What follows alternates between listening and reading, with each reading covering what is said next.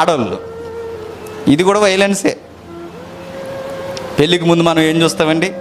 చక్కగా జడేసుకుంటారు, కాస్త ఏమైనా లైట్గా ఉంటే స్టిక్కర్ పెట్టుకుంటారు, ఇంకా బాగుంటే కాస్త పువ్వులు అవి అలవాటు ఉన్న అమ్మాయి అయితే మంచిగా ఏదో ఒక పువ్వు పెట్టుకుంటుంది తలలో, చక్కగా ఉన్న బట్టల్లోనే శుభ్రంగా ఉతికిన బట్టలు చక్కగా వేసుకుంటుంది. చూసి ఇష్టపడ్డాం, బాగుందండి. పెళ్ళేగా ఏమవుద్దో. ఆ నైటీ ఒకటి వచ్చిందండి ఈ మధ్య, అన్నం వండేటప్పుడు అదే, ఆఫీస్ నుంచి వచ్చాక అదే, ఉదయం నుంచి సాయంత్రం వరకు 20 సంవత్సరాల నుంచి ఆ నైటీయే.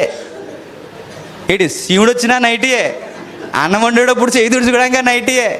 ఒక్క మాటలో చెప్పాలంటే ఆ నైటీలో చూసి చూసి చూసి చూసి చూసి ఏ పెళ్ళికి వెళ్తాడు వీడు. ఏ పెళ్ళికి వెళ్ళినప్పుడు ఎవరో కనబడుతుంది, మా ఆవిడ ఇలా ఉంటే ఎంత బాగుందో అనుకుంటాడు. అనుకోడా? ఖచ్చితంగా అనుకోండి. నేను అంటున్నాను, మీ ఆయన దృష్టి పరాయి స్త్రీ మీదకి మళ్ళుతుందంటే యువర్ ఫెయిల్యూర్. గుర్తెట్టుకో. నువ్వెవరి కొరకు రెడీ అవ్వాలి? నిన్ను ఏం చూసి ఇష్టపడ్డాడు ఆయన?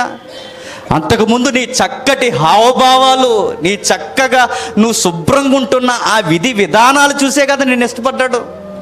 ఆ పెళ్ళికి ముందున్న ఆ నీట్నెస్ ఇప్పుడు ఏమైంది?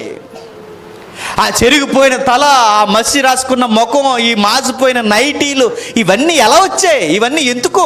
ఎలా పని చేస్తున్నప్పుడు చేసావు, ఆ చేసేటప్పుడు కూడా తనకు అందంగా శుభ్రంగా కనబెట్టాలని నువ్వు ఎందుకు ఉండలేకపోతున్నావు?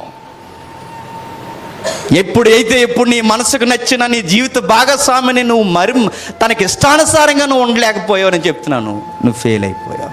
గుర్తుపెట్టుకోండి, మీ ఇద్దరు తెలియకుండా సర్వే చెప్తుంది వైలెన్స్ వైలెన్స్ వైలెన్స్.